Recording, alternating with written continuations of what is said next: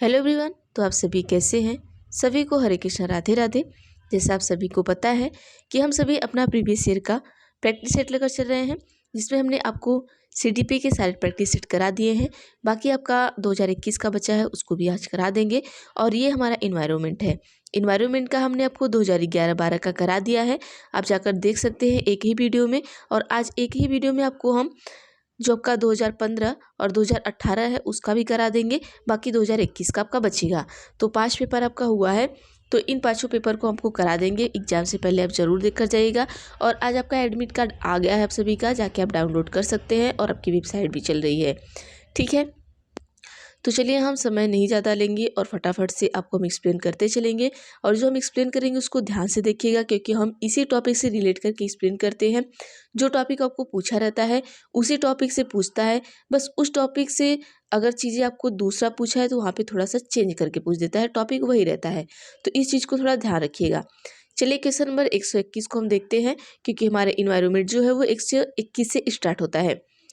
कैसा है कि अवतल दर्पण के अत्यंत निकट जब बिंब को रखते हैं तो प्रतिबिंब होता है। ऑप्शन ए है वास्तविक सीधा एवं छोटा, बी है आभासी सीधा एवं आवर्धित, सी है आभासी उल्टा एवं छोटा, डी है वास्तविक उल्टा एवं छोटा। तो उत्तर दीजिए क्या होगा। तो चलिए यहाँ पर हम उत्तर देख लेते हैं। ऑप्शन नंबर जो बी होगा बिल्कुल हमारा सही होगा, आभासी सीधा एवं आवर्धित। चलिए अगले क्वेश्चन पर चलते हैं। थोड़ा हम इसको देख लेते हैं। देखिए होता क्या है, जो हमारा अवतल दर्पण होता है वो अत्यंत निकट जब बिंब को उसके रखेंगे, मतलब जो अवतल दर्पण है उसके बहुत पास हम जब किसी बिंब को रखेंगे तो वो क्या होगा, प्रतिबिंब कैसा होगा, तो वो आभासी होगा, सीधा होगा, आवर्धित बनेगा। क्यों बनेगा? क्योंकि वस्तु जो है वो फोकस एवं ध्रुव के बीच होगी। वस्तु क्या होगी, वस्तु यहाँ पर रहेगी, ठीक है, कि वस्तु आपकी रहेगी और यहाँ पर आपका क्या रहेगा, फोकस रहेगा, ठीक है। और किसके, और ये ध्रुव रहेगा आपका, इसकी क्या वस्तु बीच में रहेगी। इसीलिए जो प्रतिबिंब बनेगा वो कैसा बनेगा, आभासी बनेगा, सीधा बनेगा और आवर्धित बनेगा, ठीक है।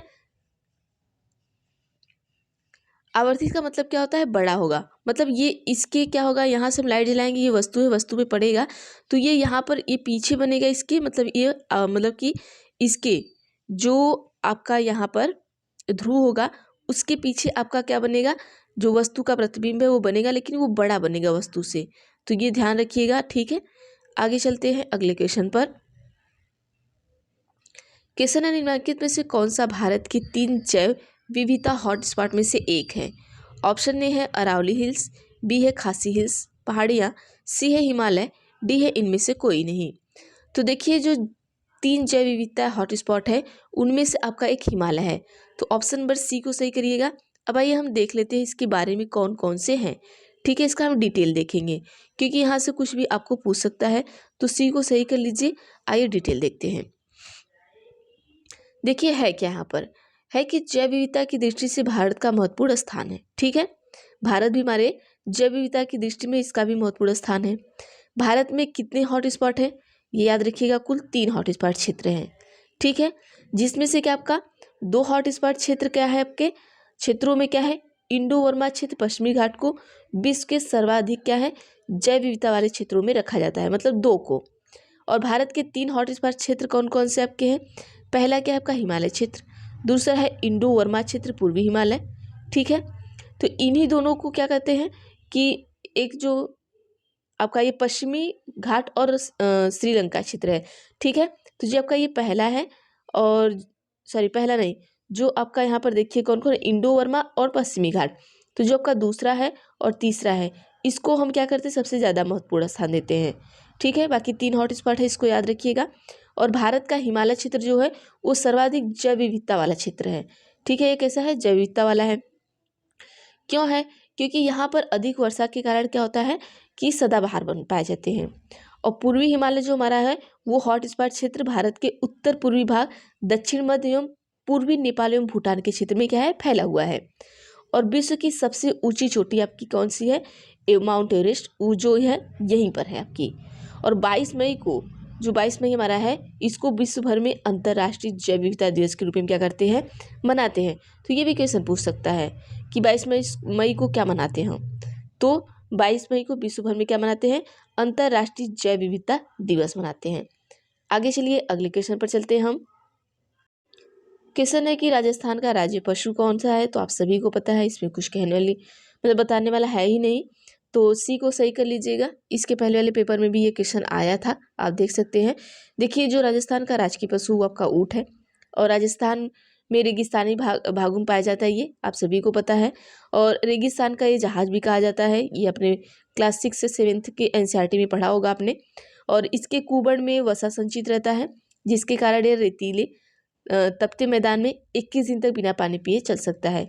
तो यहाँ पर जो 6 से पढ़ेंगे वहाँ पर रहता है कि ऊँट जो है बिना पानी पिए कई दिनों तक रह सकता है। क्यों? क्योंकि जो उसका कुबड़ होता है वो उसमें पानी को इकट्ठा करके मतलब संचित करके रखता है, और वो जब पानी नहीं मिलता है तो वो उसको धीरे धीरे क्या करता है, वहीं से अपना यूज करता है। ठीक है, आगे चलते हैं। अगला क्वेश्चन हमारा है कि निम्नलिखित में से कौन सा कथन सही है? ऑप्शन ए है सभी धातुएं तन्य होती है, बी है सभी अधातुएं तन्य होती है, सी है समान धातुएं तन्य होती है, डी है कुछ अधातुएं तन्य होती है। उत्तर क्या होगा बताइएगा। चलिए आइए देख लेते हैं। यहाँ पर ऑप्शन नंबर सी बिल्कुल सही होगा हमारा। देखिए होता क्या है, सामान्य धातु जो होती है वो तन्य होती हैं। कैसे होती है हम देख लेते हैं। वे तत्व जो इलेक्ट्रॉन को क्या करते हैं, त्याग कर धनायन बनाने की प्रवृत्ति लगते हैं। ठीक है, इलेक्ट्रॉन को त्यागेंगे, ये हमारा इलेक्ट्रॉन है, इलेक्ट्रॉन को त्यागेंगे और धनायन की प्रवृत्ति बना के रखेंगे, वही क्या कहलाती है, धातु कहलाती है। धातु विद्युत तथा उष्मा की क्या होती है, चालक होती है। एक होता है चालक, एक होता है कुचालक। तो धातु क्या होती है, चालक होती हैं। चालक का मतलब जैसे कि विद्युत मतलब जो आपकी लाइट है, जैसे कि आपका लोहा एक धातु है तो ये क्या है, चालक है। इसमें क्या होता है कि जैसे कहते हैं ना कि लोहे से कभी लाइट को छूना नहीं चाहिए, क्योंकि उसमें लाइट उतरती है। तो ये क्या होगी आपकी, ये चालक हो गई। ठीक है, सामान्य धातुएं तन्य होती हैं, जैसे नॉर्मल जो धातु होती है वो तन्य होगी, परंतु सभी धातुएं तन्य नहीं होती हैं। 100 मिलीग्राम चांदी से 200 मिलीग्राम लंबा तार खींचा जा सकता है। एल्युमिनियम, तांबा, चांदी, सोना, टीन, लोहा आदि सभी धातुएं हैं। तन्य का मतलब जैसे कि खींच के उसको हम बड़ा कर सकते हैं। ठीक है, जैसे कि सोना चांदी से हम क्या करते हैं, अलग अलग डिजाइन के गहने वगैरह बनाते हैं। कैसे? क्योंकि ये तन्य है, ये तन्य होती है तभी हम इसे, क्योंकि जैसे 100 मिलीग्राम का सोना है तो उसको हम तान कर, ठीक है, अपनी भाषा में समझिए, तन्य मतलब उसको हम तान सकते हैं। उसको तान कर हम क्या करते हैं, 200 मीटर लंबा तार बना सकते हैं। ठीक है, और जैसे कि सोना है, चांदी है, इस तरीके से हम इसका क्या करते हैं, चीज़ें बना सकते हैं। जैसे लोहा है, लोहे को हम पीटते हैं, पीट के उसको क्या करते हैं, बड़ा कर देते हैं। ठीक है, पीट के छोटा कर देते हैं। तो इसी तरीके से चलिए आगे देखते हैं अगले क्वेश्चन पर। क्वेश्चन नंबर 125 में है कि वायु प्रदूषण का कौन सा स्रोत नहीं है? ए है वाहन, बी है उद्योग, सी है ठोस अपशिष्ट, डी है धूल के कण। अब देखिए होता है क्या है, प्रदूषण। अब यहाँ पर स्रोत पूछा है, मतलब कि इनमें से ऐसी क्या चीज़ है जिससे वायु में प्रदूषण नहीं होगी? वाहन से होगा, उद्योग से होगा, आप सभी बताइए कि नहीं होगा। क्या धूल से होगा, ठोस अपशिष्ट से होगा। अब आइए हम यहाँ पर देखते हैं, ऑप्शन नंबर जो सी है वो उसको देख लेते हैं। देखिए पूछा क्या, वायु प्रदूषण पूछा है। वाहन जब चलेगा तो धुआं निकलेगा, उद्योग से धुआं निकलेगा तो क्या होगा, आपके वायु में फैलेगा। धूल मिट्टी उड़ेगा, वायु में फैलेगा, लेकिन जो ठोस अपशिष्ट रहेगा वो वायु में नहीं फैलता है। ठीक है, आइए थोड़ा सा हम देख लेते हैं। देखिए वायुमंडल में होने वाला ऐसा वांछनीय परिवर्तन जिसका प्रतिकूल प्रभाव मानव जीवन पर पड़े, वायु प्रदूषण कहलाता है। वायु प्रदूषण स्वचालित वाहन से निकलने वाले से धुआं, उद्योग चिमनी से निकलने वाले हानिकारक गैस, धूल के कण, गैसीय अपशिष्ट आदि फैलता है। और ठोस अपशिष्ट से मृदा प्रदूषण तथा जल प्रदूषण होता है। देखिए जो चीज़ें जहाँ मिल रही हैं, वाहन का जो धुआं है वो वायु में मिलेगा, ये तो धूल में मिलेगा नहीं, ना कि आपका जल में मिलेगा। ठीक है, धुआं कहाँ मिलेगा, वायु में मिलेगा। तो जब वो वायु में मिक्स होगा तो वो वायु प्रदूषण करेगा। ठोस अपशिष्ट कहाँ मिक्स होगा, ये ठोस जो होगा जल में मिक्स होगा, और कहाँ होगा, मृदा में होगा, तो ये क्या करेगा, मृदा प्रदूषण करेगा। तो इसको याद रखिएगा। आगे चलते हैं 126 पर। 126 में पूछा है कि निम्नलिखित में से कौन सा राम सर घोषणा की सूची में नम क्षेत्र नहीं है? ऑप्शन है वूलर क्षेत्र, बी है रुद्रसागर झील, सी है केवलादेव राष्ट्रीय उद्यान, डी है राजमंद झील। तो देखिए कौन सा राम सर घोषणा की सूची में नम क्षेत्र नहीं है? तो नम क्षेत्र यहाँ पर आपका क्या है, ऑप्शन नंबर डी से करिएगा राजमंद झील। अब थोड़ा सा हम देखेंगे होता क्या है, डी को सही कर लीजिए। देखिए भारत में जो कुल आर्द्र भूमि आपका है उसका क्षेत्रफल जो है वो भारत के भौगोलिक क्षेत्रफल का कितना आपका है, 4.63% है। और भारत में 1982 में रामसर समझौते का क्या हुआ, जो भारत हमारा है वो 1982 में, कब, 1982 में रामसर समझौते का क्या बना, सदस्य बना। और उस समय केवलादेव राष्ट्रीय उद्यान तथा चिल्का झील को आर्द्र भूमि में शामिल किया गया। रामसर घोषणा की सूची में जो आपकी घोषणा हुई थी उसकी सूची में भारत के 42 आर्द्र भूमि क्षेत्र शामिल है। ये भी पूछ सकता है कि कितने हैं, तो 42 हैं। इनमें से कौन कौन है देख लेते हैं। जैसे बुलर झील है, ये पूछ सकता है ये कहाँ पर है बुलर झील, तो आपका जम्मू कश्मीर में है। रुद्र सागर झील है, ये कहाँ पर पड़ता है, आपका त्रिपुरा में पड़ता है। केवलादेव राष्ट्रीय उद्यान ये कहाँ पड़ता है, राजस्थान में पड़ता है। ये केवलादेव ये इंपॉर्टेंट है, ये पूछ सकता है कि कहाँ पर है, ठीक है। लोकटक झील ये कहाँ पड़ता है, आपका मणिपुर में पड़ता है। जबकि जो समंत झील है वो इसमें शामिल ही नहीं है, तो इसको हम हटा देंगे। तो ऑप्शन नंबर डी को सही कर लीजिएगा, राजमंद, ठीक है। यहाँ पर राजमंद दिया है, राजसमंद दिया है। चलिए आगे देखते हैं अगले क्वेश्चन पर हम, क्वेश्चन नंबर 27 में कह रहा है कि राजस्थान में कौन सा नवीकरणीय संसाधन नहीं है। नवीकरणीय कहाँ पूछा है, राजस्थान में पूछा है, विश्व में नहीं पूछा है, राजस्थान में पूछा है। ऑप्शन ए है जल विद्युत, बी है प्राकृतिक गैस, सी है पवन ऊर्जा, डी है सौर ऊर्जा। तो देखिए राजस्थान में हमारे जो है जल विद्युत को भी हम नवीकरणीय संसाधन बना रहे हैं, पवन ऊर्जा को भी बना रहे हैं, सौर ऊर्जा को भी। लेकिन जो प्राकृतिक गैस है उसको हम नहीं बना सकते, क्योंकि जो प्राकृतिक गैस है, आइए हम देख लेते हैं, ऑप्शन नंबर बी सही करिएगा। जो प्राकृतिक गैस है इसका जो मुख्य संगठक होता है वो होता है कि आपका मीथेन गैस होता है, ठीक है। और प्राकृतिक गैस तेल कूप से पेट्रोलियम के साथ प्राप्त होता है, ये तेल कूपों से पेट्रोलियम के साथ प्राप्त होता है। और ये कौन सी गैस होती है, आपकी मीथेन गैस होती है। और ये जहाँ पर होती है ये प्राकृतिक गैस जैसलमेर में पाई जाती है, लेकिन यहाँ पर देखिए राजस्थान में प्राकृतिक गैस नवीकरणीय संसाधन नहीं है, जबकि ये सारे संसाधन यहाँ पर देख लीजिएगा, ठीक है। आगे चलते हैं अगले क्वेश्चन पर, 128 पर चलते हैं। क्वेश्चन ध्यान से देखिएगा, ऑप्शन बाद में दिखाएंगे हम। 128 है कि विज्ञान प्रकृति विषय का व्यवस्थित ज्ञान एवं धारणाओं के मध्य संबंधों का तार्किक अध्ययन है जिनमें विषय व्यक्त होते हैं। उपरोक्त विज्ञान की परिभाषा किसने दी। ये विज्ञान की परिभाषा है, किसने दी है उनके बारे में बताना है। तो आइए देख लेते हैं। तो यहाँ उत्तर देख लीजिएगा, आपके ऑप्शन नंबर ए बिल्कुल सही होगा कि WC डेम्पियर ने किया था। तो आइए अगले क्वेश्चन पर चलते हैं, इसमें कुछ समझाने वाला नहीं है। क्वेश्चन है कि निम्न में से किसमें उद्यान कृषि का अध्ययन किया जाता है। ऑप्शन ए बॉटनी, बी है हॉर्टिकल्चर, सी है जियोलॉजी, डी है एनाटॉमी। तो उद्यान कृषि पूछा है, ठीक है। उद्यान किस में होगा आपका, तो आइए उत्तर देख लेते हैं हम। उद्यान हमारा किस में होगा, हॉर्टिकल्चर में होगा। अब थोड़ा सा हम देख लेते हैं। देखिए उद्यान का अध्ययन हॉर्टिकल्चर मतलब उद्यान विज्ञान में किया जाता है। इसके अंतर्गत आता क्या है, इसके अंतर्गत क्या होता है, आपके अलग अलग प्रकार के जैसे फल हो गए, सब्जी हो गया, कंदमूल हो गया, फसल हो गया, फूल हो गया, चिकित्सीय पौधे हो गए, आपके मसाले हो गए, बागवानी फसलें हो गए इत्यादि। अब अगली बार आपको ये भी पूछ सकता है कि हॉर्टिकल्चर में के अंतर्गत क्या क्या आता है, ठीक है। तो इसका ध्यान रखिएगा कि क्या क्या आता है। क्वेश्चन नंबर 30 पर चलते हैं हम, क्या पूछा आपसे। चलिए क्वेश्चन नंबर 30 में कह रहा है कि निम्नलिखित में से कौन सा प्राथमिक स्तर पर विज्ञान शिक्षण का वांछित उद्देश्य है।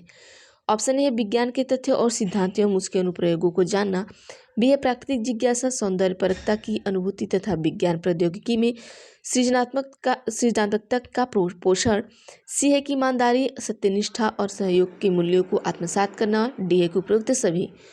तो देखिए विज्ञान को शिक्षित करने का जो वांछित उद्देश्य होगा, अनुप्रयोग को जानेंगे, सही बात है। अनुभूति तथा विज्ञान की सृजनात्मकता को पोषण देंगे, ये भी सही बात है। सहयोग को हम मूल्यों को आत्मसात करेंगे, ये भी सही बात है। तो ऑप्शन नंबर जो डी है वो बिल्कुल सही होगा। आगे चलते हैं अगले क्वेश्चन पर हम। क्वेश्चन नंबर 131 में आपसे कहा गया है कि पर्यावरण अध्ययन के अधिगम का सिद्धांत कौन सा है। ऑप्शन ए है आवश्यकता का सिद्धांत, बी है उपयोगिता का सिद्धांत, सी है जीवन से संबंधित होने का सिद्धांत, डी है उपरोक्त सभी। तो देखिए पर्यावरण अध्ययन के अधिगम का सिद्धांत कौन सा है ये आप सभी को जानना है। तो हम आइए आंसर देख लेते हैं क्या होगा यहाँ पर। ऑप्शन नंबर डी होगा, सभी होंगे, ठीक है। जहाँ पर समझाने वाली चीज़ें नहीं है वहाँ पर हम नहीं समझा रहे हैं क्योंकि आपका टाइम बचेगा। अब आइए चलिए देख लेते हैं ऑप्शन क्वेश्चन नंबर 132 करा कि कौन सी गैस ग्लोबल वार्मिंग के लिए उत्तरदायी है। ऑप्शन ए है नाइट्रोजन, बी है मीथेन, सी है कार्बन डाइऑक्साइड, डी है सल्फर डाइऑक्साइड। देखिए इनका फार्मूला भी आप याद रखिएगा, nitrogen N2, CH4, carbon dioxide CO2 और सल्फर डाइऑक्साइड SO2। तो बताइएगा क्या होगा उत्तर। तो चलिए यहाँ पर हम देख लेते हैं, जो हमारा उत्तर होगा ऑप्शन नंबर सी बिल्कुल सही होगा, कार्बन डाइऑक्साइड। देखिए ग्लोबल वार्मिंग के लिए पूछा है, तो हम देखते हैं ग्लोबल वार्मिंग होता क्या है, कैसे क्या चीज़ें हैं। सॉरी, देखिए ग्लोबल वार्मिंग के लिए CO2 गैस सर्वाधिक उत्तरदायी है। ठीक है, यह एक प्राथमिक क्या आपकी हरित गृह गैस होती है। कौन? हमारा CO2, जो मानवीय क्रियाओं द्वारा उत्सर्जित होती है। CO2 मानवीय क्रिया है ये एक तरीके का, ठीक है, आप सभी को पता है CO2। और यह सूर्य से आने वाली लघु विकिरण को तो पृथ्वी से आने देती है, किंतु पृथ्वी से वापस लौटने वाली जो दीर्घ विकिरण को अवशोषित कर लेती है। जैसे जो आपके विकिरण आए, लघु विकिरण आए, उसको तो आने देगी, लेकिन अब आने के बाद जो लौट रही है उसको जाने नहीं देती है। ठीक है, और इस प्रकार पृथ्वी की सतह पर ये उष्मा को बनाए, मतलब उष्मा मतलब ये गर्मी को बनाए रखती है। ग्लोबल वार्मिंग का मतलब यही होता है कि गर्मी को बनाए रखना। ये क्या करती है, उनको गर्मी को आने देती है लेकिन गर्मी को वापस जाने नहीं देती, ये इसकी आदत है। ठीक है, चलिए आगे देखते हैं। क्वेश्चन 133 है कि प्रयोजना विधि में कितने मुख्य सोपान प्रयुक्त होते हैं। ऑप्शन ए है 4, बी है 3, सी है 8, डी है 6। तो उत्तर दीजिए क्या होगा, प्रयोजना विधि। तो चलिए हम यहाँ पर देख लेते हैं, जो उत्तर हमारा होगा ऑप्शन नंबर डी होगा, 6 होती हैं। तो देखिए प्रोजेक्ट विधि के 6 मुख्य सोपान होते हैं। प्रोजेक्ट बोलिए या प्रयोजना बोलिए। देखिए पहला क्या है, स्थिति प्रदान करना, दूसरा है प्रोजेक्ट का चयन करना, तीसरा है प्रोजेक्ट बनाना, चौथा योजना का क्रियान्वयन करना, पांचवा है मूल्यांकन, छठवां है रिकॉर्ड रखना। ठीक है, इतना आपका प्रयोजना विधि है। आगे चलते हैं 134 पे क्या है। क्वेश्चन है कि छोटी कक्षा में पर्यावरण अध्ययन विषय में रुचि उत्पन्न करने के लिए पढ़ाने का तरीका होना चाहिए। ऑप्शन ए है आगमन। आइए ऑप्शन 2, 3, 4 देखते हैं आगे। तो यहाँ जो आपका ऑप्शन नंबर 2 होगा उसको सही कर लीजिएगा, मनोरंजन एवं खेल विधि होगा। ठीक है, इसमें कुछ ज़्यादा बताने वाला नहीं है। जो छोटी कक्षाएं हैं, आप सभी को पता है कि अध्ययन के विषय में अगर बच्चे को पढ़ने के लिए अगर हम रुचि प्रदान करना चाहते हैं तो बच्चे को बढ़िया से खिलाएं और खेल खेल में बच्चे को सिखाएं, बस यही चीज़ें हैं। आगे देखते हैं, क्वेश्चन है कि विशिष्ट सामान्य का सिद्धांत निम्न में से किस में प्रयोग होता है। ऑप्शन ए है विश्लेषण विधि, बी है स्वतः शोध विधि, सी है संश्लेषण विधि, डी है आगमन विधि। तो विशिष्ट से सामान्य, जो विशिष्ट से सामान्य की ओर जाता है, तो इसका हम उत्तर देख लेते हैं, ऑप्शन नंबर डी बिल्कुल सही होगा। अब थोड़ा सा देखेंगे इसके बारे में। देखिए विशिष्ट से सामान्य का जो सिद्धांत है वो आगमन विधि में प्रयोग होगा, आप सभी को पता है। देखिए इस विधि में क्या होता है, पहले कई सारे उदाहरण बताए जाएंगे, ठीक है, फिर उसके पश्चात निष्कर्ष निकाला जाता है या निष्कर्ष निकाल के उसको बताया जाता है। इस विधि के द्वारा ज्ञान को क्या करते हैं, स्थायी रूप से ग्रहण किया जाता है। ऐसा कि मतलब हम उदाहरण देके आपको सिखाएं ताकि आपके दिमाग में चीज़ें सेट हो जाएं। आगे चलते अगले क्वेश्चन पर हम। 136 में आपका कि कौन सी प्रक्षेपित सामग्री है। ऑप्शन ए है बुलेटिन बोर्ड, बी है OHP, सी है प्रतिमान, डी है फ्लैनल बोर्ड। तो चलिए यहाँ पर हम देख लेते हैं, जो हमारा ऑप्शन नंबर बी होगा बिल्कुल सही हो जाएगा, OHP। ठीक है, प्रक्षेपित सामग्री है। देखिए ओवरहेड प्रोजेक्टर, ठीक है, OHP को हम क्या कहेंगे, ओवरहेड प्रोजेक्टर, प्रक्षेपित दृश्य सामग्री है। ठीक है, इसके अलावा आपका क्या क्या है, epidiascope, slide projector, film strip projector आदि भी क्या हमारी प्रक्षेपित दृश्य सामग्री है। अभी ये आपका पूछा है, हो सकता है पूछ दे कि OHP में क्या क्या आता है, तो ठीक है, तो ये सारी चीज़ें याद रखिएगा, ये सभी चीज़ें आती हैं। जबकि जो बुलेटिन आपका है, बोर्ड है, प्रतिमान है, फ्लैनल बोर्ड है, ये क्या है, ये सभी प्रक्षेपित सामग्री आपकी नहीं है। आगे चलते हैं 137 पर। क्वेश्चन है कि अच्छे प्रश्न पत्र की क्या विशेषता है। ऑप्शन है वैधता, बी है विश्वसनीयता, सी है कि ए व बी दोनों, डी है कि व्यापकता विस्तृत। तो चलिए यहाँ पर उत्तर देख लेते हैं, जो हमारा उत्तर होगा ऑप्शन नंबर सी होगा। ठीक है, अगर आप अच्छे तरीके के प्रश्न पत्र बना रहे हैं तो यहाँ पर आपको वैधता भी जरूरी है, विश्वसनीयता भी होना चाहिए। ठीक है, तो ऑप्शन नंबर सी सही करिएगा। तो देखिए इसका जो शिक्षार्थी का अपने विचार प्रकट करने का जो अवसर देना होना चाहिए, उनकी जानकारी की जांच करना नहीं।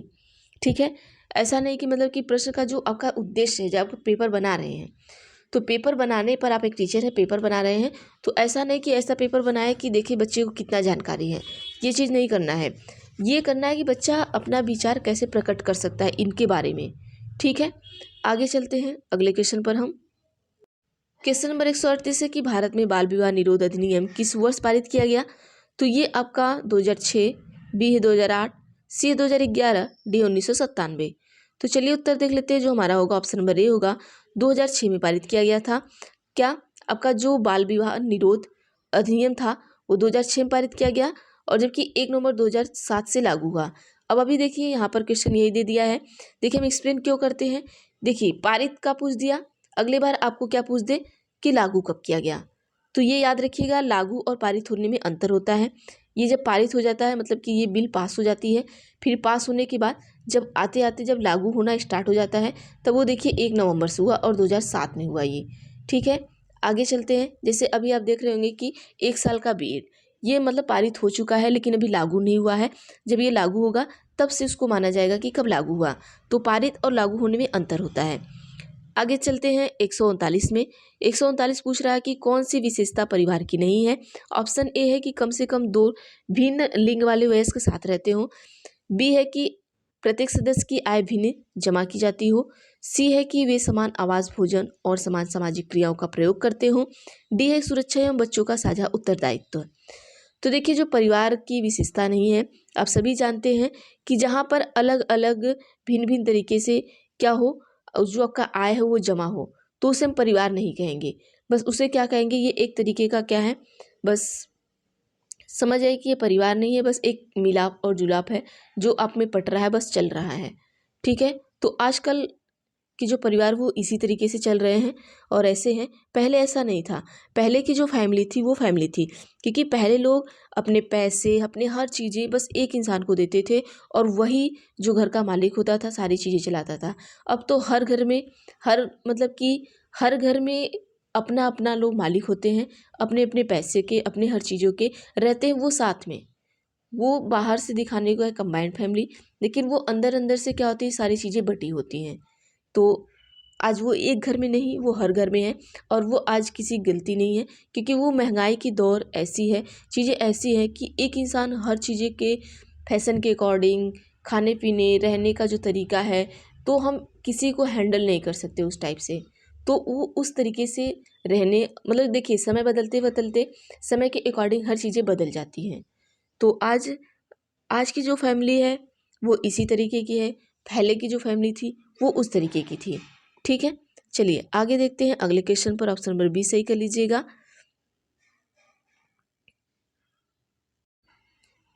देखिए जो पहले की फैमिली हमारी थी उनका था कि खाना पीना एक में और हिसाब भी कोई एक ही करेगा। लेकिन अब की जो फैमिली है उसमें होता है कि खाना पीना एक में और हिसाब अपना अलग अलग रहेगा। तो वो इस टाइप की फैमिली है।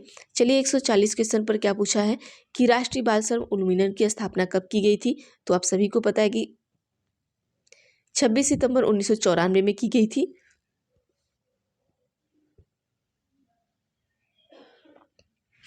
तो देखिए यहाँ पर क्या था कि यह प्राधिकरण 13 राज्यों के 200 जिलों में गठित किए गए थे। आगे चलते हैं अगले क्वेश्चन पर। यह भी पूछ सकता है कि जो बाल श्रम उन्मूलन की स्थापना थी वो कितने राज्यों में जो इसका प्राधिकरण था। ठीक है, पूछ सकता है जो इसका प्राधिकरण था वो कितने राज्यों और कितने जिलों में गठित किया गया। तो 13 राज्य 200 जिले में गठित किया गया, ये चीज़ याद रखिएगा। 141 पर चलते हैं। 141 है कि बागवानी के लिए कौन सा प्रकार का उर्वरक उपयोगी होता है। ऑप्शन ए है यूरिया, बी है सोडियम फास्फेट, सी है डीएपी, डी है वर्मी कंपोस्ट। तो देखिए जब आप बागवानी करते हैं तो उसके लिए सबसे इम्पॉर्टेंट आपका वर्मी कंपोस्ट होता है। वर्मी कंपोस्ट में होता क्या है ये थोड़ा सा हम देखेंगे। ठीक है, देखिए बागवानी कृषि के अंतर्गत विभिन्न प्रकार के जैसे फल हो गए, सब्जी हो गए, कंदमूल हो गए, फसलें हो गए, ये सब क्या होता है आपका उगाया जाता है बागवानी में। इस कृषि में मृदा को बचाने एवं उपजाऊ बनाने के लिए यह आवश्यक है कि किसान अधिक से अधिक जैविक खाद का प्रयोग करें।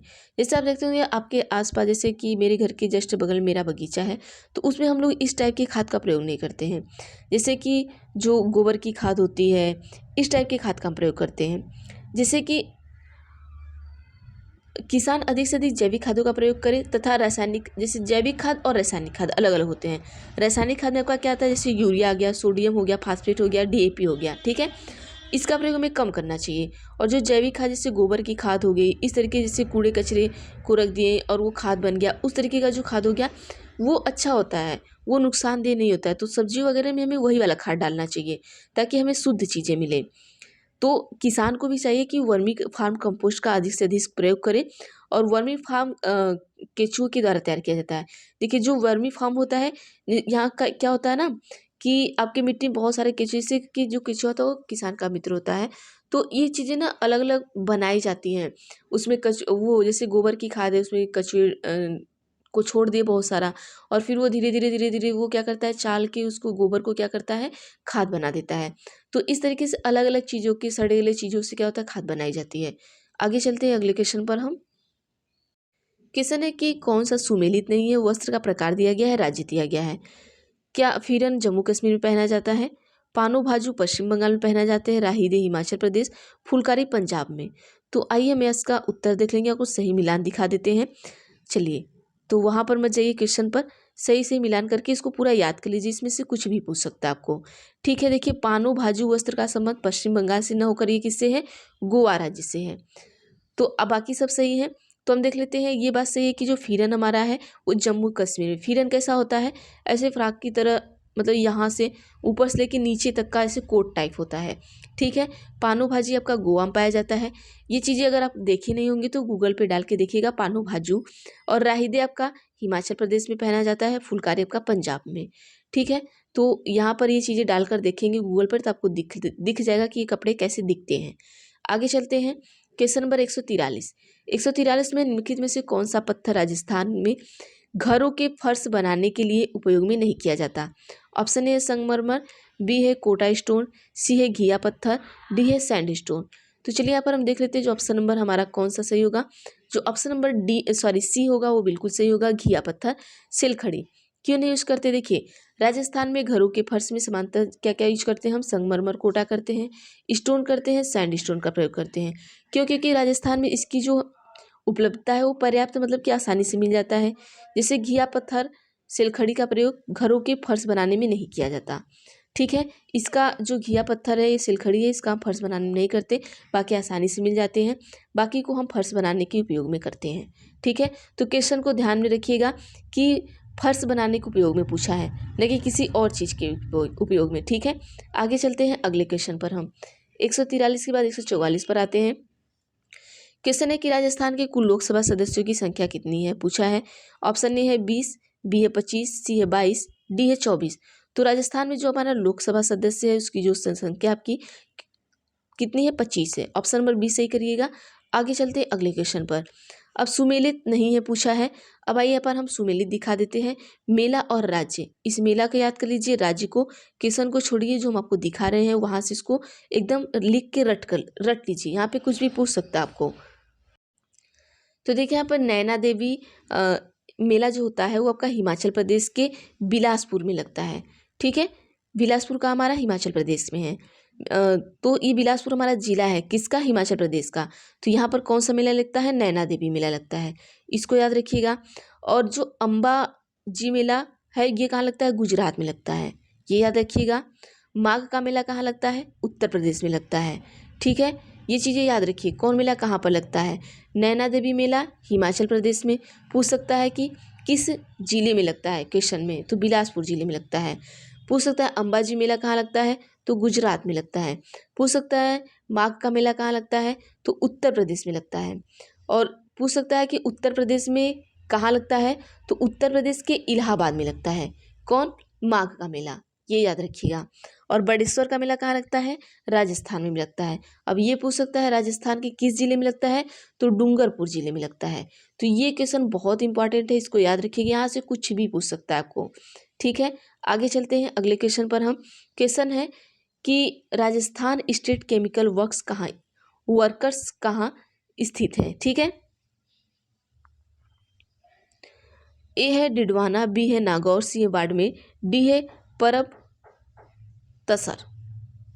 आइए देख लेते हैं जो राजस्थान का स्टेट केमिकल वर्क्स है वो आपका डिडवाना मतलब नागौर में स्थित है। तो ऑप्शन नंबर बी सही करिएगा।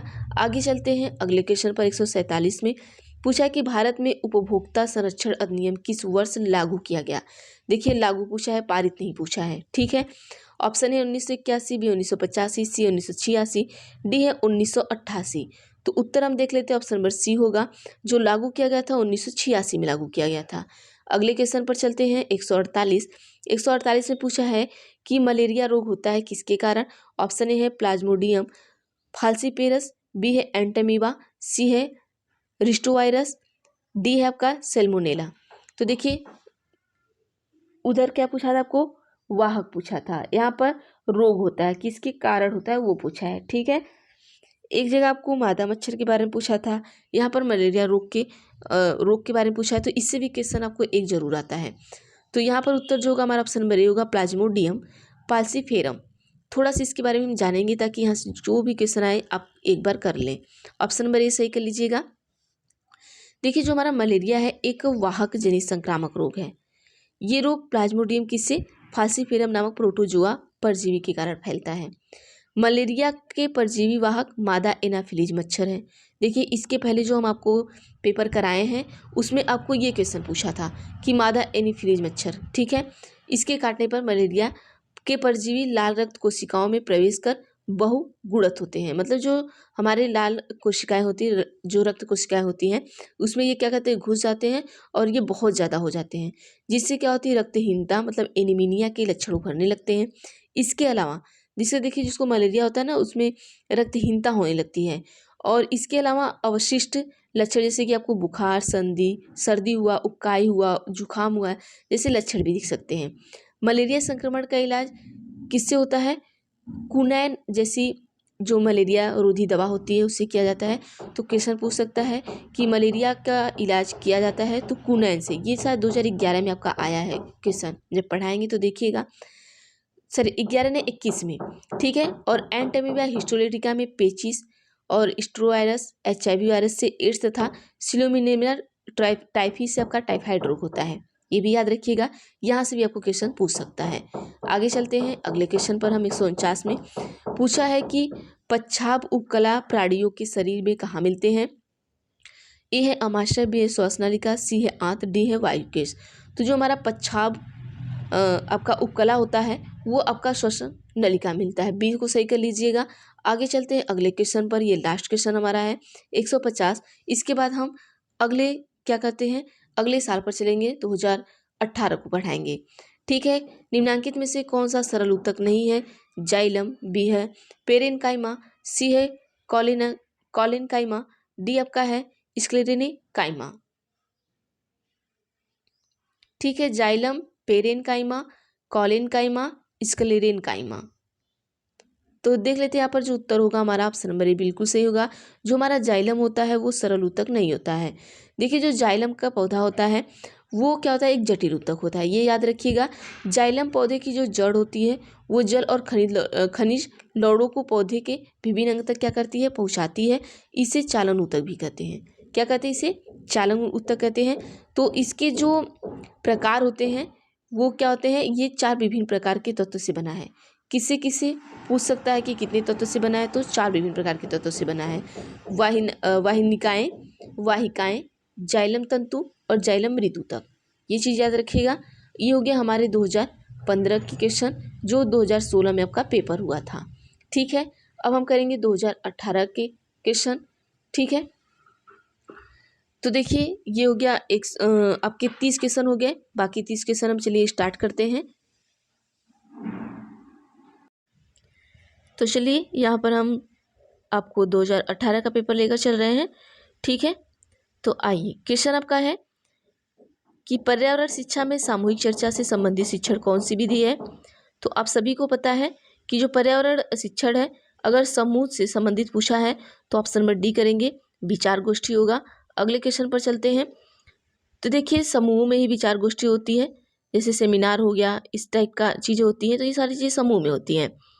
आगे है 122 में निम्नलिखित में से कौन सी गतिविधि पर्यावरण संरक्षण से संबंधित नहीं है। ठीक है, संरक्षण ठीक है, संरक्षण का मतलब होता है बचाव से संबंधित नहीं है। ऑप्शन ए है वनोन्मूलन, बी है प्राकृतिक संसाधनों का संरक्षण, सी है बृहद पौधरोपण, डी है जलाशयों की सफाई। तो आप सभी को पता है यहाँ पर कि ऑप्शन नंबर ए बिल्कुल सही हो जाएगा। कैसे होगा देखिए, देख लेते हैं। देखिए, संसाधन का संरक्षण करना, संरक्षण का मतलब बचाव करना करेंगे, पौधे का रोपण ज़्यादा से ज़्यादा करेंगे, ये भी संरक्षण करना है, जलाशय की सफाई करेंगे, ये भी है। वनोन्मूलन मतलब क्या होता है कि वन की कटाई होती है, तो इसको हम, ये हमारे संरक्षण से संबंधित नहीं है, ये क्या है, पर्यावरण को नष्ट करने का। ठीक है, तो ऑप्शन नंबर ए को सही करिएगा। आगे चलते हैं, थोड़ा सा इसके बारे में देख लेते हैं। देखिए, पर्यावरण संरक्षण अधिनियम पूछ सकता है आपको, कब पारित हुआ था। अभी ये क्वेश्चन हमने बताया आपको पीछे, तो ये 1986 में पारित हुआ था। ठीक है, आगे चलते हैं अगले क्वेश्चन पर। हम क्वेश्चन है कि IEP का पूर्ण रूप है, मतलब IEEP का फुल फॉर्म पूछा है।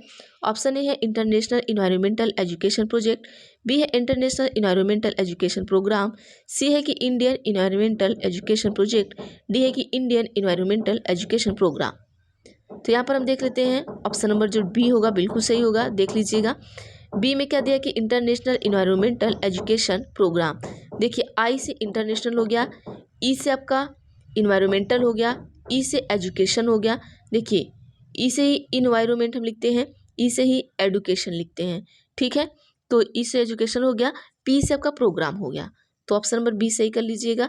आगे चलते हैं अगले क्वेश्चन पर। तो यहाँ पर देखिए, एक चीज़ ये पूछ सकता है कि ये किससे मिलकर तैयार किया गया, तो ये आपका UNP से मिलकर तैयार किया गया है। ठीक है, ये प्रोग्राम, ठीक है, किससे, यूनेस्को तथा UNP द्वारा मिलकर तैयार किया गया प्रोग्राम है। आगे है क्वेश्चन नंबर 124, पूछा है कि सतत एवं व्यापक मूल्यांकन CCE का मुख्य उद्देश्य पूछा आपसे। थोड़ा सा छोटा कर दे ताकि आपको दिखे पूरा। चलिए, CCE मतलब सतत व्यापक मूल्यांकन।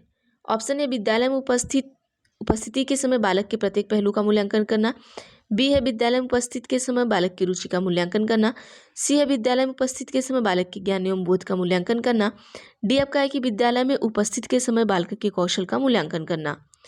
तो आइए हम देख लेते हैं जो उत्तर होगा हमारा, ऑप्शन नंबर कौन सा सही होगा। तो यहाँ पर आपका ऑप्शन नंबर जो ए होगा बिल्कुल सही हो जाएगा, विद्यालय में उपस्थिति के समय बालक के प्रत्येक पहलू का मूल्यांकन करना। ठीक है, आइए नेक्स्ट क्वेश्चन पर चलते हैं हम। क्वेश्चन नंबर 125 आपका है कि निम्नलिखित में से कौन सी विशेषता विशेषता जो आपकी है वो अच्छे शिक्षण की नहीं है। ऑप्शन ए है अच्छा शिक्षण क्रिया आधारित होता है, बी है अच्छा शिक्षण लोकतांत्रिक होता है, सी है अच्छा शिक्षण मूल्य आधारित नहीं होता है, डी है अच्छा शिक्षण सुव्यवस्थित निश्चित उद्देश्य मुक्त होता है। तो देखिए, अच्छे शिक्षण की नहीं है, ठीक है, विशेषता। तो जो हमारा अच्छा शिक्षण होता है वो बाकी सब होता है। इसकी विशेषता ऑप्शन नंबर सी नहीं होगा कि मूल्य आधारित नहीं होता है, ये होता है मूल्य आधारित। ठीक है, आगे चलते हैं अगले क्वेश्चन पर। हम 126 थोड़ा छोटा करेंगे ताकि आपको लास्ट ऑप्शन भी दिखे। क्वेश्चन है कि पर्यावरण अध्ययन शिक्षण के दौरान विद्यार्थी की शैक्षिक उपलब्धि को देखने के लिए निम्नलिखित में से किस आकलन सूचन का प्रयोग नहीं किया जाना चाहिए। ऑप्शन ए है अवलोकन करना, बी है चर्चा करना, सी है प्रयोग करना, डी है उपचारात्मक शिक्षण करना। तो चलिए यहाँ पर हम उत्तर देख लेते हैं, जो उत्तर होगा ऑप्शन नंबर डी होगा, उपचारात्मक शिक्षण करना। ये आकलन सूचक का प्रयोग नहीं होना चाहिए। देखिए, होता है कि यहाँ पर आकलन, हम बच्चे को क्या करते हैं, जांचते हैं, उसका आकलन करते बच्चा कितना सीखा कितना नहीं सीखा। और उपचारात्मक में क्या होता है कि बच्चे को हम सिखाते हैं, उपचार देते हैं। ठीक है, तो ये चीज़ें नहीं होना चाहिए। बाकी आकलन में हम अवलोकन करेंगे, चर्चा करेंगे, प्रयोग करेंगे, लेकिन उपचार नहीं करेंगे। आगे चलते हैं अगले क्वेश्चन पर। हम 127 कह रहा है आपसे कि निम्नलिखित में से कौन सा नियम अधिगम के प्रयास व त्रुटि सिद्धांत से संबंधित नहीं है। ऑप्शन ए है पुनर्बनल का सिद्धांत, बी है तत्परता का नियम, सी है अभ्यास का नियम, डी है प्रभाव का नियम। तो पूछा क्या है कि नियम अधिगम के प्रयास व त्रुटि सिद्धांत से संबंधित नहीं है, तो त्रुटि का जो नियम है उससे संबंधित नहीं है, ये पूछा है। तो हम यहाँ पर देख लेते हैं, ऑप्शन नंबर जो ए है ये नहीं है, बाकी ये तीनों है, तत्परता का, अभ्यास का और प्रभाव का नियम। ठीक है, ये तीनों आते हैं। चलिए आगे देख लेते हैं अगले क्वेश्चन पर। थोड़ा सा अच्छा इसका डिटेल देखेंगे, हो सकता है ये पूछ दे कि थॉर्नडाइक नामक जो विद्वान ने अधिगम के प्रयास एवं त्रुटि सिद्धांत में तत्परता का नियम, प्रभाव का नियम एवं अभ्यास का नियम को सम्मिलित किया। तो ये पूछ सकता है कि वो कौन से मनोवैज्ञानिक थे, तो वो थॉर्नडाइक थे। ठीक है, पुनर्बलन को इन्होंने इंक्लूड नहीं किया था। आगे देखते हैं 128 पर, निम्नलिखित में से कौन सा विकल्प पर्यावरण अध्ययन की विषय वस्तु में सम्मिलित नहीं किया जाता। ऑप्शन है वन संरक्षण किया जाता है, जल संरक्षण किया जाता है, मृदा संरक्षण किया जाता है। लेकिन ये राजनीति क्या है, राजनीतिक संरक्षण नहीं किया जाता है, आपको सीधा सीधा दिख रहा है। आगे चलते हैं अगले क्वेश्चन पर। देखिए, जहाँ पर नहीं समझाने वाला हम उसको नहीं समझाएंगे। देखिए, ये क्वेश्चन आपको कई बार पूछ चुका है, हर साल ही ये क्वेश्चन पूछता है, तो इसको याद रखिएगा। भारत में लड़कियों और लड़कों के विवाह की न्यूनतम कानूनी आयु क्या है। ऑप्शन ए 16 वर्ष 18 वर्ष, बी 18 वर्ष 21 वर्ष, सी है 18 वर्ष 18 वर्ष, डी है 21 वर्ष एवं 21 वर्ष। इस क्वेश्चन को ध्यान में रखेंगे कि पहले लड़की पूछा है या लड़का पूछा है।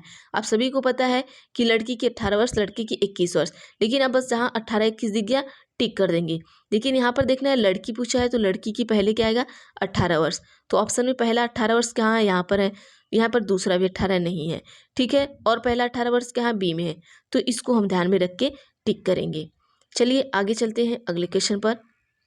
यहाँ पर हम देख लेंगे जो 18 वर्ष और 21 वर्ष की आयु का जो निर्धारण किया गया था भारत में, तो वर्तमान समय में जो आपका बाल विवाह निषेध अधिनियम है वो 2006 में, मतलब पूर्व में 1978 से निर्धारित के तहत लागू हुआ है।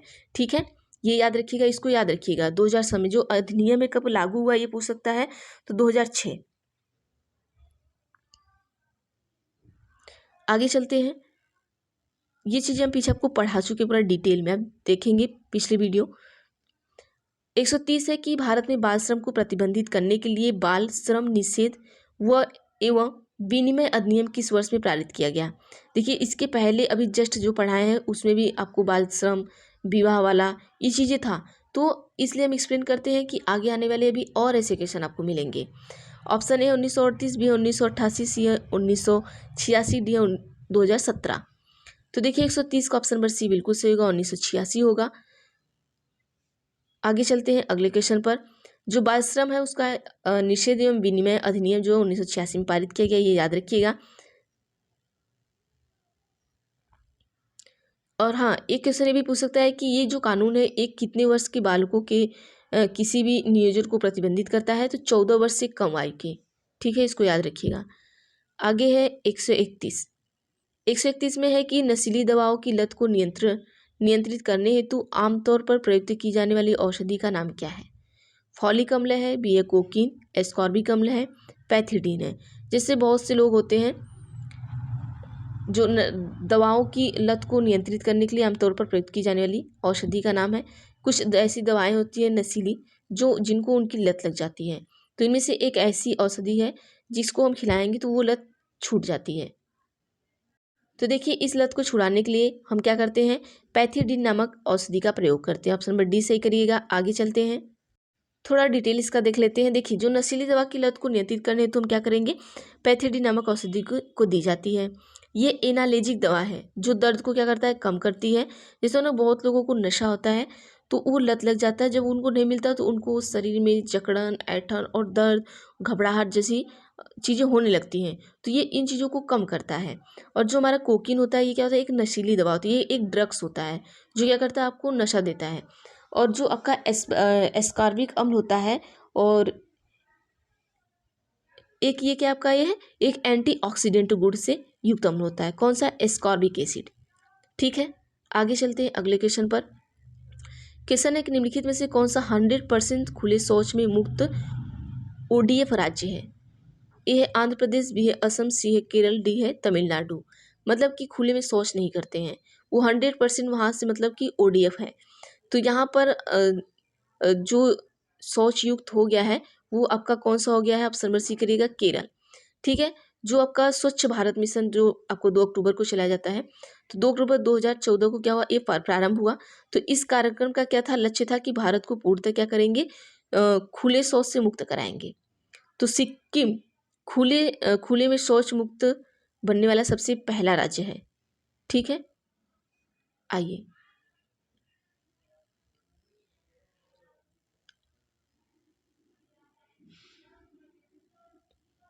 देखिए यहाँ पर आप ना सिक्किम हम क्यों नहीं लगाए हैं, आप बहुत कंफ्यूज होंगे क्यों नहीं लगाए हैं, क्योंकि यहाँ पर देखिए आपको सिक्किम की बात यहाँ पर देखिए केरल दिया है तो केरल ही होगा, क्योंकि अगर यहाँ सिक्किम देता तो शायद हम सिक्किम लगा, अगर पूछता है कि सबसे पहला राज्य कौन सा है तो हम सिक्किम लगाते हैं। ठीक है, तो इसको थोड़ा ध्यान रखिएगा।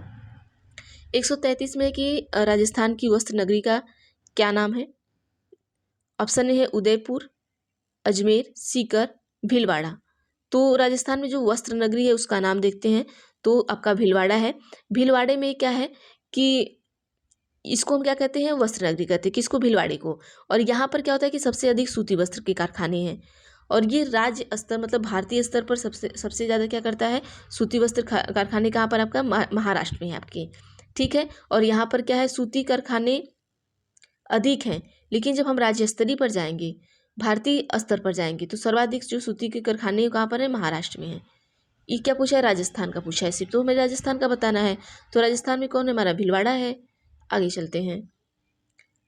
आगे की नायलॉन का आविष्कार किसने किया, मेलविन कैल्विन। बी है कि वालेस कैरोथर्स, सी है कि रॉबिन हिल, डी है पीटर मिशेल। तो इनके नाम ऐसे तो जो याद नहीं होते हैं। तो 134 का ऑप्शन नंबर बी देख लीजिएगा कि नायलॉन का जो आविष्कार किया था वो वालेस कैरोथर्स। जैसे नायलॉन के आज कपड़े भी पहनते हैं, नायलॉन एक प्लास्टिक के जैसा होता है, आप देखे होंगे। नायलॉन का पाइप वगैरह होते हैं, आप देखे होंगे।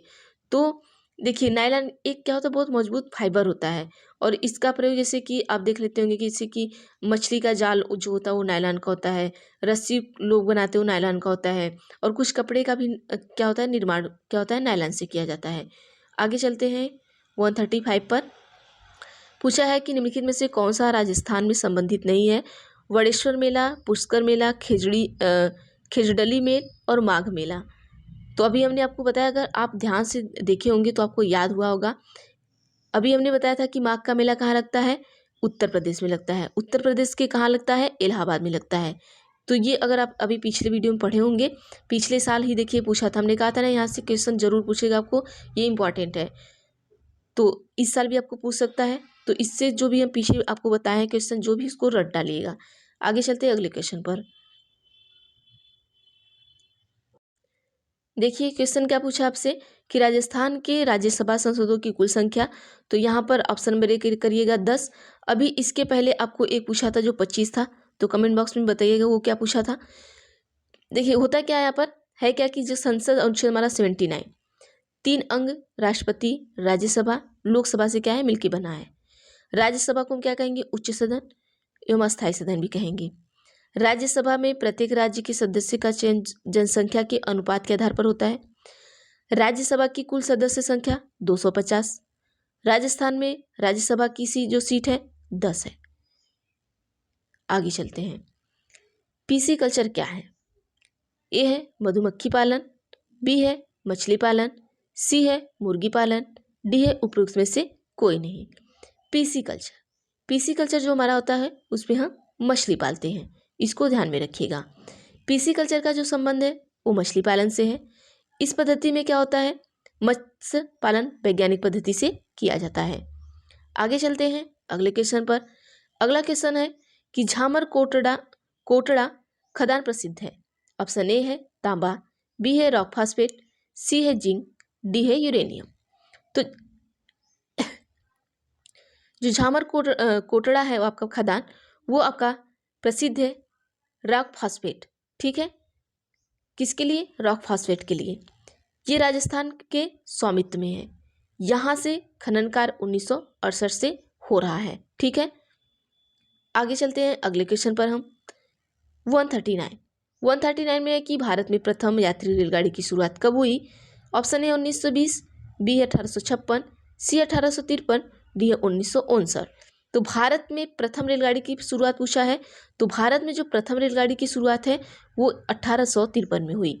तो देखिए भारत में प्रथम रेलगाड़ी सन 1853 में बम्बई से कहाँ गई थी, थाड़े के मध्य चलाई गई। इस समय कंपनी का गवर्नर जनरल लॉर्ड डलहौजी था। इसने सार्वजनिक निर्माण विभाग PWD का गठन किया। अब यहाँ पर देखिए ये जो आपका है 2021 में भी इससे क्वेश्चन पूछा गया है। इसमें ये पूछ सकता है कि कंपनी का गवर्नर जनरल कौन था।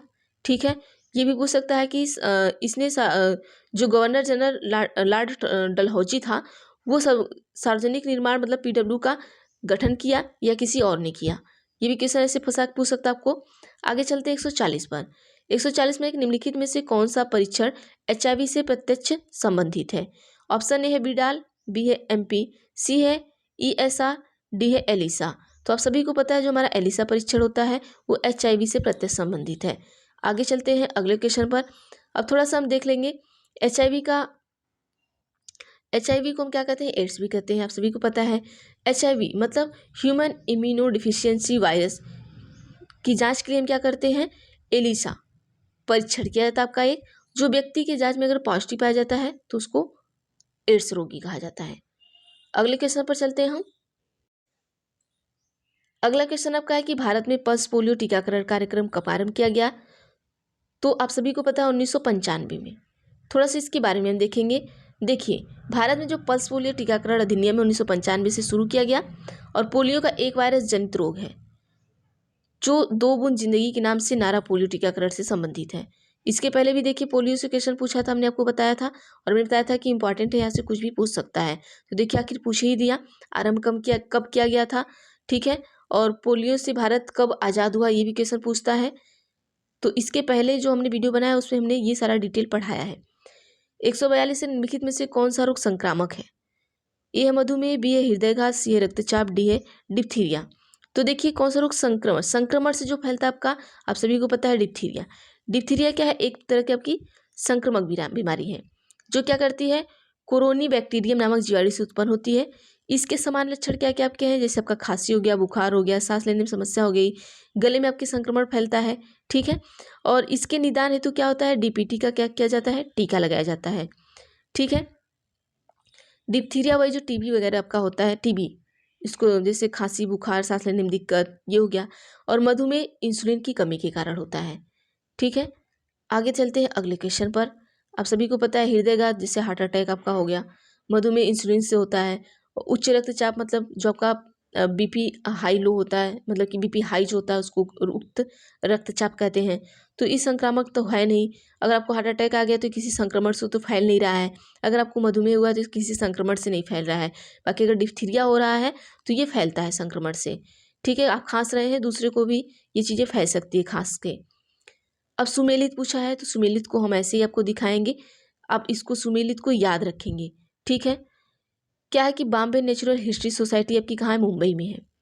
भारतीय वनस्पति सर्वेक्षण आपका कहाँ है? कोलकाता में है।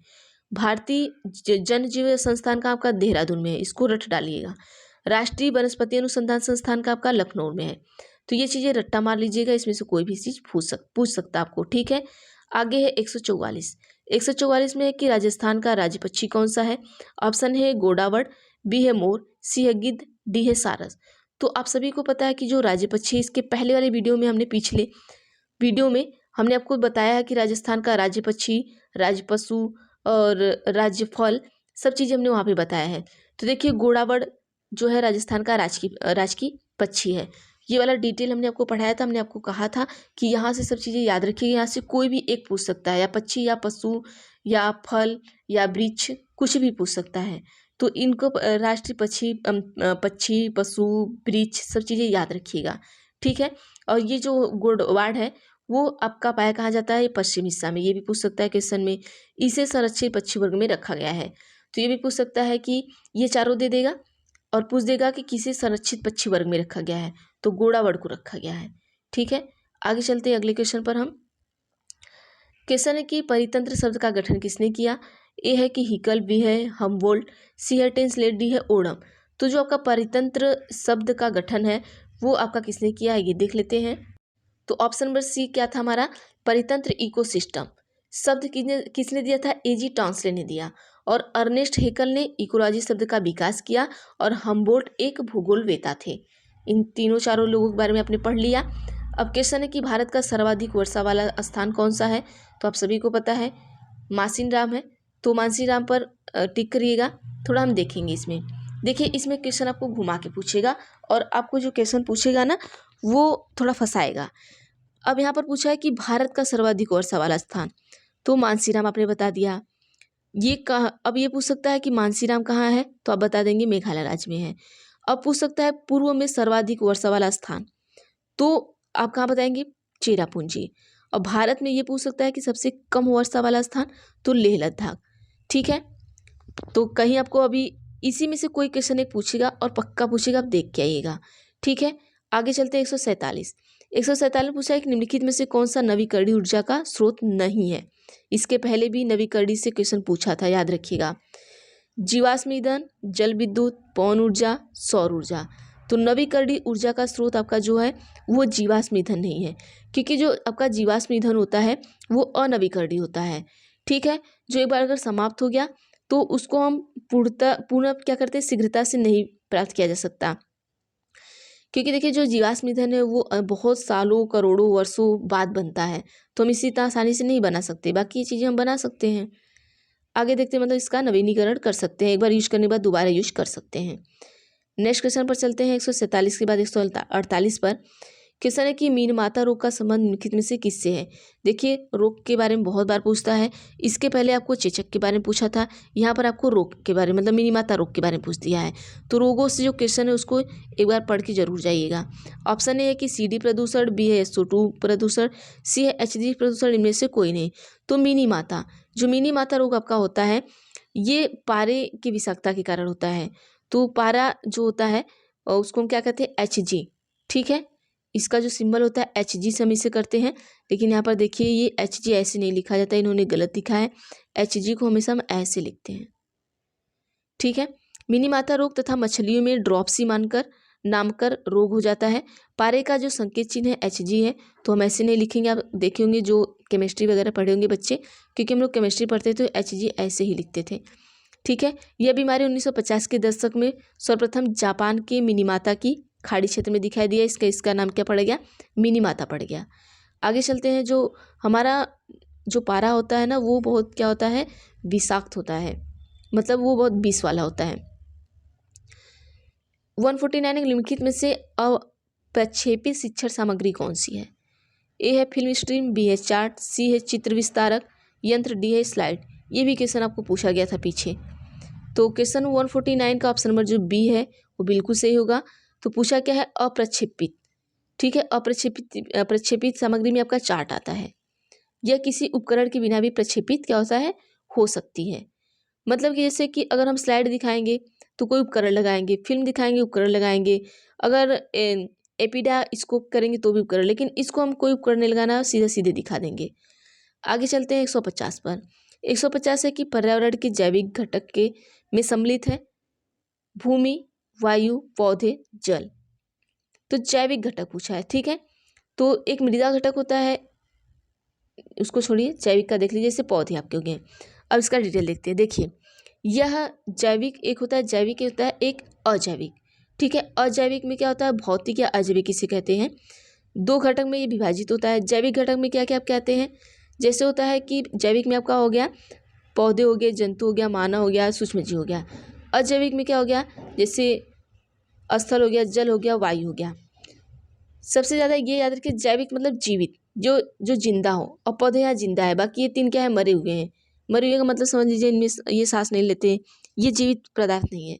जो अजीवित है वो अजैविक है, जो जीवित है वो जैविक है, ये याद रखिएगा। ठीक है, तो ये आपके हो गए 60 क्वेश्चन, मतलब कि ये 2 साल के हमने प्रीवियस ईयर आपको करा दिया। बाकी बचा आपका 2021, तो उसको भी हम एक वीडियो में बना देंगे। और बाकी अगर आपको किसी और विषय का, किसी और सब्जेक्ट का अगर आपको प्रीवियस ईयर चाहिए तो आप हमें कमेंट कर सकते हैं, हम उसका मैराथन लाके आपको प्रीवियस ईयर प्रोवाइड कर देंगे। बाकी आपका जो CDP है और आपका जो EVS है, ये सारे प्रीवियस ईयर हो गए और बचे आपके बस एक एक साल के 2021 के। तो 2021 का भी जो CDP है उसको हम करा देंगे और इसे भी करा देंगे। तो एग्ज़ाम से पहले आप सभी मतलब अभी आपका एग्ज़ाम लगभग कितना दिन होगा, 8-9 दिन होगा। उतने दिन में आप चाहेंगे तो बहुत चीज़ें आप ज़्यादा से ज़्यादा प्रीवियस ईयर करिए और पूरे दिन आप प्रैक्टिस सेट करिए। ज़्यादा से ज़्यादा प्रैक्टिस, एक दिन में 10 से 20 प्रैक्टिस सेट चाट जाइए, अगर आपके पास इतना क्षमता है, इतना शक्ति है। तो अगर आप इतना करते हैं तो आपको कोई नहीं रोक सकता है। और हाँ, जो भी प्रैक्टिस सेट देखिए, जैसे हम आपको डिटेल बताते हैं, क्वेश्चन से रिलेट करके बताते हैं। अगर प्रैक्टिस सेट देखिए, जैसे अगर हमने यहाँ पर आपको 60 से 70 क्वेश्चन अगर हमने पढ़ा दिया, तो समझ जाइए वहाँ पर वो आपको 200-250 क्वेश्चन कवर करने की कोशिश करे टीचर। जैसे कि अब यहाँ पर हमने आपको बता दिया, ठीक है, एक क्वेश्चन बता दिया, क्वेश्चन का हमने डायरेक्ट आंसर बता के आपको दूसरे क्वेश्चन पे चल दिए, तो वो चीज़ें मत पढ़िएगा। जहाँ आपको डिटेल बताया जाए कि जैसे हमने बहुत सारे ऐसे क्वेश्चन आपको बताया जिसमें हमने आपको कहा कि ये पिछले वर्ष आया है, ये अगले वर्ष आया है, ये ऐसे आया है। जैसे मान लीजिए ये क्वेश्चन हमने बता दिया, अब इसमें से हमने कह दिया इसको रट लिए। अब इसमें से अगर आप रटेंगे, हो सकता है इसी में से एक कोई आपको आपके एक पेपर में दे दे। तो इस तरीके से क्वेश्चन पढ़िए कि आपके पेपर में जो आने वाला है, हम ये नहीं कहते हम प्रीवियस ईयर पढ़ा दिए तो प्रीवियस ईयर का जो हमने आपको पढ़ा दिया सेम वही क्वेश्चन आपको दे देगा, बिल्कुल नहीं सेम वही क्वेश्चन नहीं देगा। जो हम डिटेल पढ़ा रहे हैं, जो उस टॉपिक से रिलेट करके पढ़ा रहे हैं, उससे क्वेश्चन आ सकता है, उससे घुमा फिरा के पूछ सकता है। हूबहू क्वेश्चन बहुत मतलब देता है क्वेश्चन, लेकिन हूबहू नहीं पूछेगा कि हमने कह दिया कि पर्यावरण दिवस कब मनाया जाता है तो अगले साल भी हमें दे दिया कि पर्यावरण दिवस कब मनाया जाता है और सेम सेम ऑप्शन दे दिया। ऐसा नहीं हो सकता है कि कह दिया कि जो पर्यावरण दिवस है वो कब लागू हुआ, कब पारित हुआ, और पर्यावरण दिवस में क्या होता है, क्या थीम है इसकी, इस तरीके के क्वेश्चन पूछता है। तो जब आप डिटेल पढ़ेंगे तो वो उस टॉपिक से सारी चीज़ें पढ़ लेंगे, तो वहाँ से कोई भी क्वेश्चन पूछेगा आप बता देंगे। देखिए क्वेश्चन में क्या होता है, क्वेश्चन प्रीवियस ईयर हम क्यों पढ़ते हैं, क्योंकि जो जो वो क्वेश्चन दिया रहता है वो बहुत मेन टॉपिक से मेन आपके टॉपिक से दिया रहता है। वही मेन टॉपिक आपको पकड़ना है और उस टॉपिक के बारे में पूरी जानकारी रखनी है। बस उस टॉपिक के बारे में पूरी जानकारी रखिए, देखिए आप आराम से क्वेश्चन को कर जाएंगे। तो आज इतना करते हैं, बाकी 1 साल का और बचा है उसको करा देंगे, और बाकी जब टाइम बचता है तो हम आपको प्रैक्टिस सेट भी कराएंगे। तो चलिए आज के लिए इतना करते हैं। बाकी अगर वीडियो अच्छी लगती है तो प्लीज़ वीडियो को लाइक ज़रूर करिएगा और अपने दोस्तों तक और व्हाट्सएप पर कहीं भी जहाँ पर आप सोशल मीडिया में हैं वहाँ पर ज़रूर शेयर करिएगा। आपके एक लाइक से हमें मोटिवेशन मिलता है और आपके एक लाइक से हमें कोई पैसे वगैरह नहीं मिलते हैं। तो प्लीज़ आप सभी वीडियो को लाइक कर दीजिएगा और शेयर भी कर दीजिएगा।